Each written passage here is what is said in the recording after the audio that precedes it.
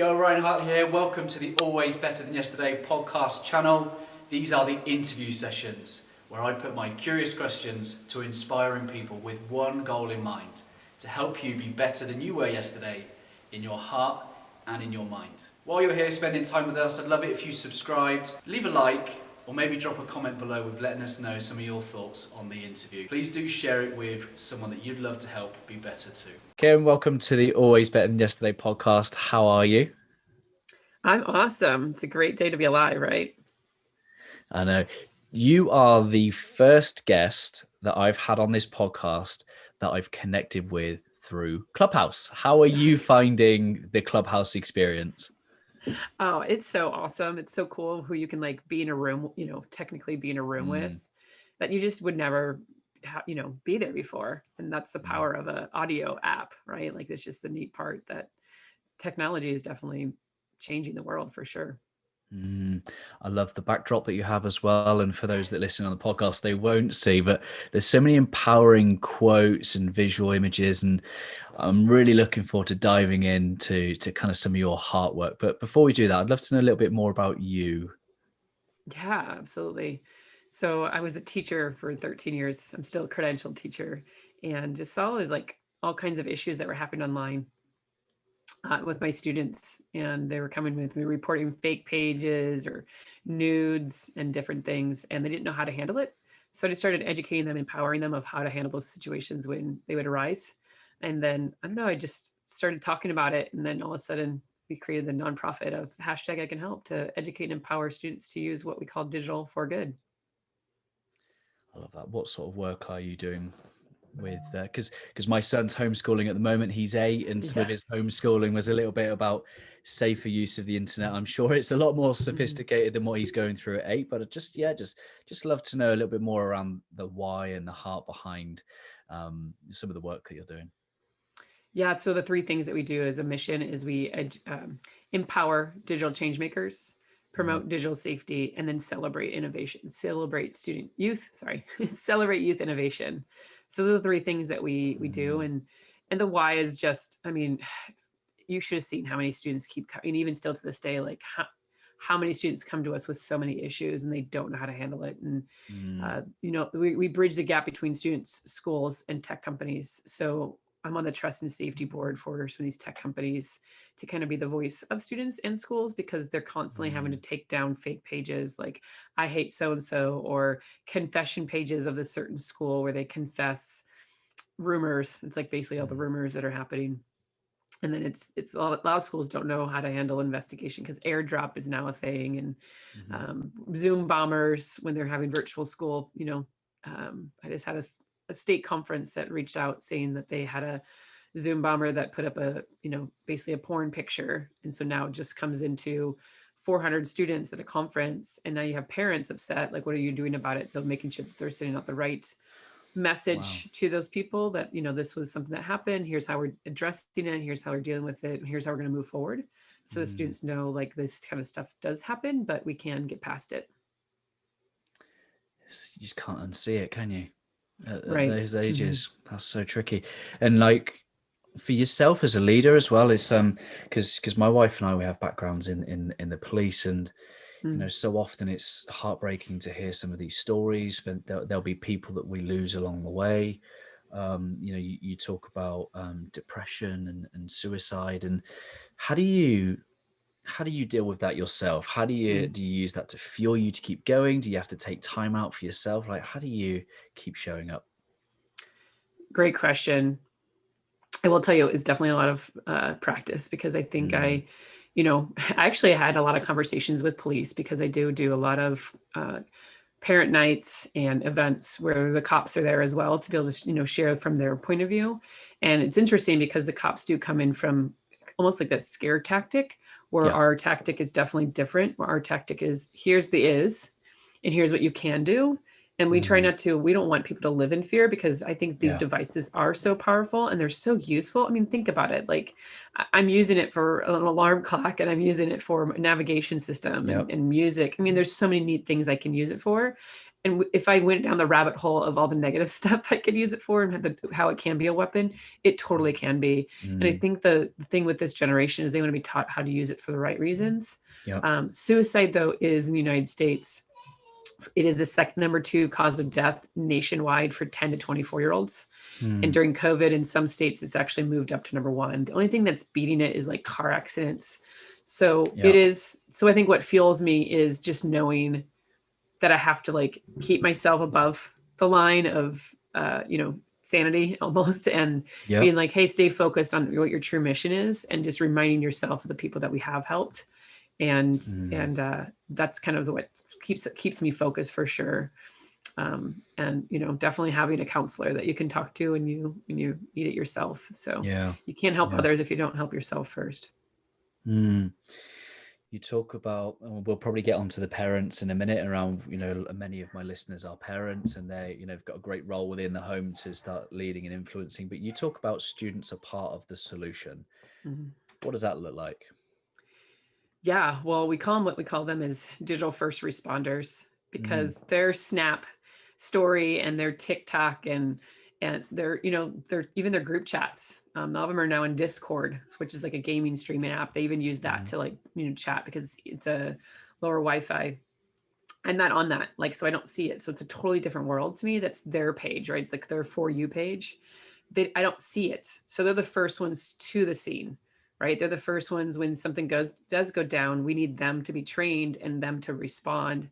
So being that digital first responder of, hey, did you check in with that person? Are they okay? Did you, tell the person this wasn't okay? Did you report it? Like all these companies have created the reporting tools. Did you make sure you're calling basically 911 on those tools and help the companies out, right? And flag that page or flag that post, and doing that, what we call being that digital first responder, and be part of the solution. A lot of them now are even coming to us and telling us about things that are going down, so we can start having the conversations of figuring out how to address it first. Yeah, and I think a lot of the media world holds social media accountable for being a problem. The social media is a problem, not us as humans, but the social media is a problem. And I love that you're using education and mentoring as a way to use it for positive, social media for social good. I'd love to know, are there any stories that you'd love to share with us around social media for social good? Oh, 100%. So we have an event in April. So it's a 4-day event. It's April 20th through the 23rd. The first 3 days we have 11 winners. The first 3 days is each winner gets a time slot that they get a pitch to what we call the Sharks. Have you ever seen the show Shark Tank, right? Yeah. And they get to pitch their project, and then the Sharks get to ask them questions about, basically to help them, guide them to think about how they can move forward on their projects. So some of the winners, it's so inspiring. There's these group of 5 students. They're from Anaheim, California. They started a podcast when they were sophomores in high school. They're now seniors. The title is Teenager Therapy. And it's just cool. It's just 5 teenagers just talking about regular life. They've actually gotten tons of exposure, but during COVID, and they actually just got interviewed. They interviewed Meghan Markle and Prince Harry. Wow. And so right there, they're using digital for good, right? And that's the cool part, is we get to highlight them at our event in April. And it's just a domino effect, because now you have all these students. We get schools to watch to watch parties. So, and we get parents to watch it with their kids. We get companies to watch it with their, employees. And now it's just a domino effect of inspiring to either go and help these students with their project, create their own project, or support a different project because they are like so inspired by the work that they're doing online. I love that. I hope you guys look after old Harry. He was one of the royals that was real and you could relate to in this country, and hats off to him for what he's done. But you talk about impacting 12.5 million youth. How does one go about creating such a ripple effect? So what we do is we go into what we call student leadership conferences. We go in, we train them on the curriculum that we have, and then it's free, and we're able to, so some of it's free. We train them because then they take it back to their school, and then they're able to go and train. So we just did a big school district in Ohio. I did the 150 leaders. They're now able to go down to their freshmen and sophomores, and they're going down to their middle schools, all their local middle schools, and they're doing parent nights.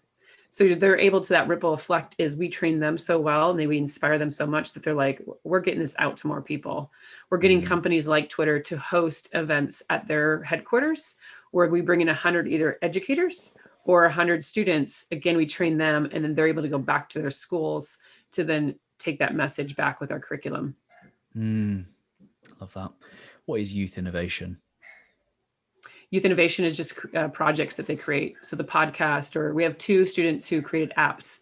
So Alex Knoll created the ABTY app, where that is if anyone who has a disability, like has a wheelchair or any kind of device, they can go to his app and find out before they go to that restaurant or hotel, does my wheelchair fit into the doors? So when you get there, it's so embarrassing to like have to, and then, oh, it doesn't fit. What do we do? And it's like 45 minutes to like kind of go around that. And it's really hard being a disability.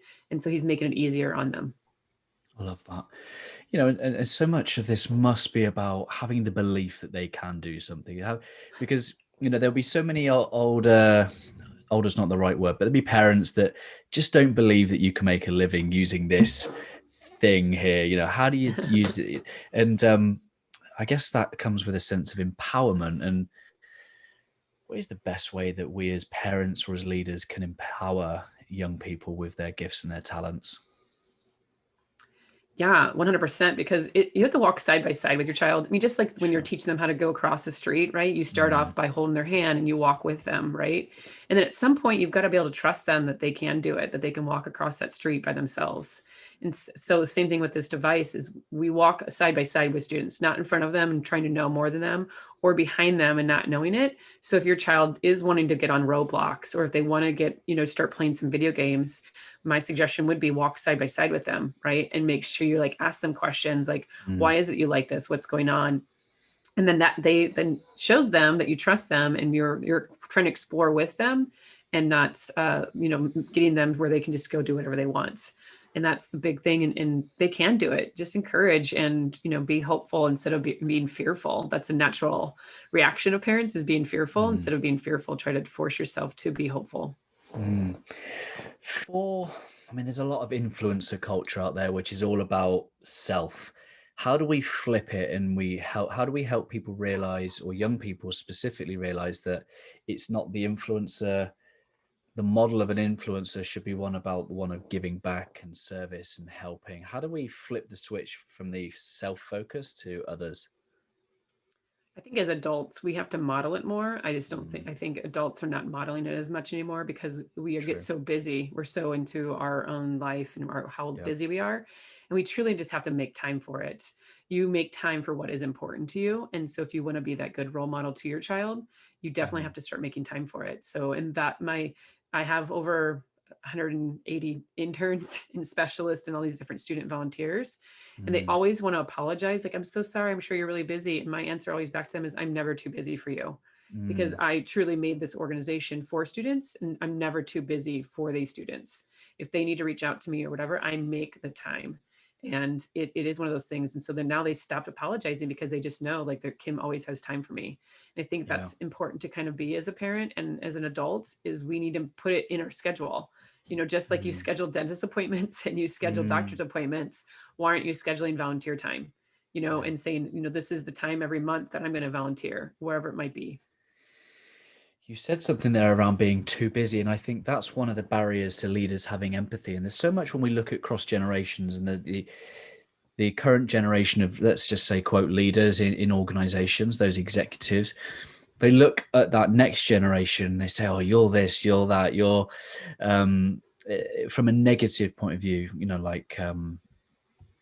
instant gratification, and they forget that these young people grow up in a world that the existing leaders have created. The social media apps, the Love Island TV culture, the that's all created. So we need to have empathy for the world that they're growing up in, and I could just love to know. You spend a lot of time with these people. How do they see the world? I don't want to be too broad and too specific, but what are some of the things that we can have empathy for? And are you referencing like the tech companies per se, like that? that side No, of it. the next generation coming through, the Mhm. world that they're entering, the world that Mhm. we have created and that are going to hand over to them. Mhm. How do they see the world? Yeah, I mean, I think this generation has been more exposed because of 24/7 news media. So there's been more Mm, exposure. And again, that's a big reason why suicide it actually has increased 200% for 10 to 14-year-olds. mm, Because I mean, think about it. I didn't know what suicide was when I was 10. no. And so the empathy definitely has elevated, and they're supporting things. And the big thing is they're wanting to have the control. They're wanting that they need adults to be able to give them that the passage. And so every time I have a board meeting, every time we have any kind of event with adults, I always make sure there's a student with us. Usually whenever I do a podcast now, it's always I ask one of my students to come with me to do the podcast. Anytime we're trying to get any kind of news media, we're bringing students with us because they have something to say. And again, going back to that philosophy that we have, the students are as part of the solution. Yeah. That's what it needs to be, right? So this group is they know they're not the future. Like, we always say that they're the future. They're the right now. They're 100% the right now. We need them more than Mm, ever to be able to yeah. help us because they're the first generation that were born in this, and they see the problems and they want to then start helping with the problems. But it's hard because we have five different generations who've been taught how to communicate, right? And there's in such different spaces. And so it really is being that person who can say like, hey, come walk with me. Let's, do this and learn from them as much as they can learn from you. I think that's the hard part that adults have is they want to be the ones constantly teaching them. I'm learning more from the students and sometimes than they're learning from me. Yeah, I love that. And yeah, you hit the nail on the head there. It's not the next generation, it's current. And I think that when you really get to the heart of what you've just said, that's true empowerment. That's true empowerment. That says that if you do something today, you can make a difference. Mm-hmm. You can make a difference. And I Yeah, imagine that 100%. that's exactly what it says over your left shoulder. What else is on the wall behind you? What are some of the words that are more than words to you? You light up the room. Energy is Mm, contagious. You are stronger, right? Because I think we hear 100. By the time you're 16, you're 100,000 negative comments compared to only mm. 10,000 positive. Oh, So wow. anytime I have a chance to like tell people positive things, make them kind of subliminal messages of positivity, Mm, like mm, our brain is so powerful. And trust me, I have this where I constantly say negative things because I'm very judgy of myself. I'm so hard on myself. mm, And our mm. brain is such a powerful tool. We have to tell it positive things and make it believe what we tell it. So it really does. It really believes anything we tell it. If we tell My biggest issue is I'm always hungry. So if we tell ourselves we're hungry, like it Yeah. believes it, right? And you build Yep. that up. So, and if you tell yourself, hey, you can make a difference, you can make a difference, you are stronger, you are Mm, powerful. If you tell mm, yourself that, your mind starts believing it. mm. Why did you call it I can help? I can. Where's the emphasis? Is it I? Is it can? Is it help? Or is it all three? Well, it's all of it. Yeah. But so basically, bullying was such a huge thing back when we started this. It was like 2012 is Mm-hmm. kind of when we started the organization in 2013. But in 2012, I got so tired as a teacher to hear the word bullying. Like, what is Mm, that? You can ask a million kids, hey, are anybody in a bully? And no one would raise their hand. But if you mm, ask them the simple question, how many of you guys in here have made a comment about some rude comment about somebody, mm. hurtful, rude comment? They would all raise their hand.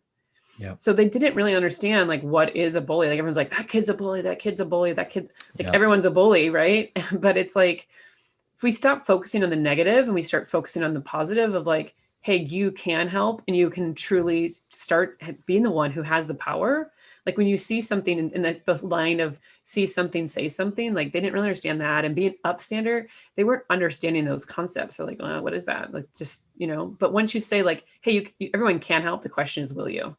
Right? Mm, Everyone can check in with somebody once they, got targeted by somebody who was really mean to them, but will you? Hey, everybody mm, can go tell that person that was really rude, but will they? Right? Because people can go tell adults, but will they? Because 48% of teenagers do not tell adults when something goes down mm. online or in person. They just don't tell them because they just don't, it's not cool, right? It's like that snitches get stitches kind of concept. Right. So it's kind of empowering them that they can. Yep. The question is, will they? Safety. Safety, because yeah, too much of our interactions are loaded with conditional consequences. Right. I recently interviewed Dr. Gary Chapman, who wrote the 5 Love Languages, and at the end of his book, he talks about he hopes to see a world where children can become adults, go into the world, and explore it for all it's worth, rather than seeking the love that they did not get as children. And I wonder how that plays into, you know, self-esteem, self-love, self-care with some of your, because, you know, some of the, you know, I have young sisters, and I remember them putting up posts just saying, you know, so it's a picture of them saying opinions, please. And I would just go, oh no, you know, it's the acceptance, it's the, you know, validation, it's the belonging. And it's just, what's your take on self-love, self-care, self-esteem for the next Mm. generation or the current generation? Yeah. I mean, I will tell you, I'll start with this one, is hurt people usually hurt others. And honestly, when I deal with work, like when I'm dealing with negative sites and negative pages, when they're doing it, they're usually hurting themselves. So Sure. actually, when I go and have to like help take these pages down, I don't, like, most schools be like, this is mean. We're going to, you know, you're getting reported to the police. They want to go in with that kind of concept, where I'm actually opposite. I go in with love, and I go in with, hey, we're in a dark time. We're in a really dark time in our world. Is everything okay? Like, tell me what's going on. And when I go in with that, they go, yeah, well, this is what's happening. And they were mean to me, or that kind of concept. And once I kind of explain to them what's going on, they actually either take it down, a lot of them, or if it's a certain page, they actually change the kind of the title of it. They have changed the page of it. So when you go in with love, because hurt people usually are hurting others. And that's a concept we need to go in and remind ourselves, that you can't hate people when you know their story. So once they started asking them that kind of way, it completely changed how they would start, you know, using their page, and they would start changing it for good, right? It wouldn't completely like be super, you know, butterflies and positivity, but Yeah. because they still Yeah. like their drama, right? They still like the drama is what gets people's attention. And so, but they would change, and they make them think about, like, hey, would you want someone to do this to you? Like, going back to that golden rule of treat others like you're going to be treated. The big thing I tell people is that you train people how you want to be treated, and you train people how you want to be treated by how you treat yourself. Sure. And so if we're not loving ourselves, how is anybody else supposed to love us? Right. So like, if you're sitting there telling yourself that you're fat and ugly and stupid, how is anybody supposed to love you for those qualities? But if you tell yourself like, hey, I'm awesome, you need to be friends with me, like, more people are then going to treat you that way. So I think it's so important too, as leaders and as people, we have to start, you know, sharing more love, and instead of going right to, oh, that person, and start going into the nitpicky stuff. It's not easy though, is it? It is not easy. And when you start using words like love as well, it can get so misconstrued, particularly in a business environment. What are some of the practical ways with which we can have more love in our leadership, in our development? Yeah. And it's true, because everybody's looking for love, you know, no matter what it is. Love from their children, love from their spouse. I'm single. I'm still looking for love, that kind of way, right? Relationship wise. And I love getting love from the students I work with. Like, they send me the nicest text or whatever else. It's like, yeah, and it is that very validation that you're doing something right, because it's hard to constantly validate yourself. But I will tell you, this year, 2021, you always have like a word. My word this year is hype, or if you like the word boost, better, either one, because you can't hype others up unless you hype yourself up. And sometimes you got to be your own hype person. So I'm now I'm my own hype person, and I love hyping other people up too. So just think, and that just goes back to, we have to love on ourselves, and we have to love on others. And I have a cowbell, and I ring the cowbell anytime I have calls with people. And students are now asking, like, do I get a cowbell? They even text me the cow emoji and the bell emoji. And then now it's like kind of this, I'm like, way to hype yourself up. You know, we truly have to start practicing, you know, little things like that, fun things, to boost and energy. Because when you're going through hard times, especially right now, right? Like, you have to keep boosting and hyping yourself up and hyping other people up. This is one of my favorite parts of our Clubhouse conversation, which was actually brought to a close with your cowbell. And it's so amazing. Where did that come from? What's the story behind the cowbell? Oh, so okay, I'll go back actually to my childhood. My birthday is July 28th. And as a child, like nobody would come to my birthday party because in the summertime, right? So like they wouldn't come. Mm. So I was always jealous of the kids who had birthday parties during the school year because they would always get tons of people, and I never Yeah. had a birthday party. So as I got older, I started calling my birthday KimFest because again, I Yeah. had to hype it up like, oh, KimFest is coming, KimFest is coming. And everyone's like, what's that? I feel like I need to get involved. Yes, you do. It's the best party. Everyone's there. So my friends started coming, right? And so when I turned, this is probably like 6 years ago, when I turned it, like my friend actually gave me the cowbell and labeled it KimFest Love it. 35. Love it. That's amazing. So for those Yeah. that can't see, can you describe it to me? Yeah. So just literally is engraved with KimFest XXXV. So 35. That is a proper, is it copper? What's it made of? Yeah. It's legit cowbell. It's a proper cowbell. That is proper. Can you give it a ring? Absolutely. Yes. Whoa. That was amazing. And so how do you use that? How do you use that with your work? Yeah. Well, anytime any student does something that's worthy of celebrating, because Mm, they just again they don't hype themselves up, and they don't yeah. really, we have to celebrate the small wins as much as we do the big wins, because it takes a lot of Say small that wins to again. get to that big win, right? So, and again it goes back to myself of like the work that I do, I'm going, man, we're not getting the, we're not getting the $200,000 donations, we're not getting that, we're barely even getting $10 donations or things like that. So I had to sit there and start focusing on, again, going back to my birthday, focusing on the people who do come to my birthday instead of the people who don't, right? So I'm focusing on the people who are giving to organization instead of the people who aren't. Because when you have that mentality, when you focus on those people, it's going to bring more people. And that's exactly when I started shifting that mindset.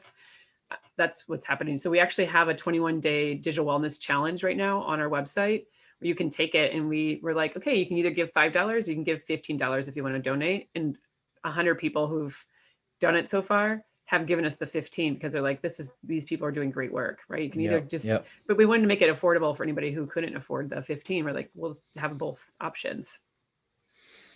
Love that. What are you most passionate about? It really is helping. I love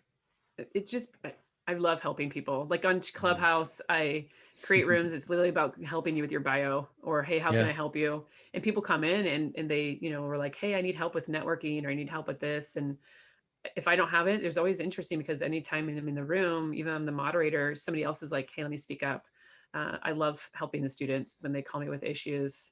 I had a girl who last year had a TikTok situation happen to her. She's a freshman in high school, had two seniors come up to her saying, hey, do you want to do that? You want to take a picture with us? Will you jump with us? So of course she's excited because she's got these upperclassmen asking her to do something with her. So they jump, and it was this challenge where when they jump, they would knock your feet out to make you fall backwards. So she did hit her head and got a concussion. So it was this challenge on TikTok that went viral. And so here she is, hurt. And her big thing was she reached out saying, like, I remember hearing those positive stories of how they took that negative thing and turned into something positive. I want to be able to go out and speak about this and talk to people about it.